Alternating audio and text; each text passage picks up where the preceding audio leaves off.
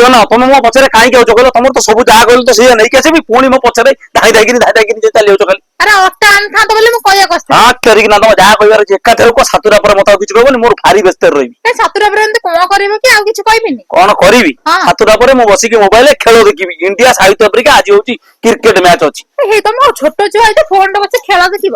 ତମେ କଣ ଜାଣିଛ କଟକ ବାରବାଟୀରେ ଖେଳ ହବ ଆମେ ଗୋଟେ ମ୍ୟାଚ ଦେଖିବୁନି ବସିକିନି ହଁ ମ୍ୟାଚ ଦେଖିବୁ ବସିକିନା ଆଜି ଇଣ୍ଡିଆ କେମିତି ଜିତିବ ମୁଁ ସେଇଟା ପ୍ଲାନ ଚଲେଇଛି। ତମେ କେମିତି ଜାଣିଲ ମୋ ଇଣ୍ଡିଆ ଜିତିବ?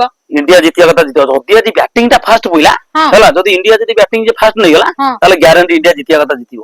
କଟକ ବାରବାଟୀ ଷ୍ଟାଡିୟମରେ ଯଦି ବ୍ୟାଟିଂ ଯିଏ ଫାଷ୍ଟ କରିବ ସିଏ ଆଜି ଜିତିବା କଥା ଜିତିବ। ଏଇଟା ତମେ କିନ୍ତୁ ସିନା କହିଦଉଛ ଜିତିବେ ଦେଖିବା ପଚାର ଦର୍ଶକ ମାନଙ୍କୁ ଦର୍ଶକ ମାନେ କଣ କହୁଛନ୍ତି। ତମେ କଣ ଜାଣିଛ ଟିକେ ଖେଳ ବିଷୟରେ ମତେ କହିଲ ଓଭର କେଇଟା ବଲ?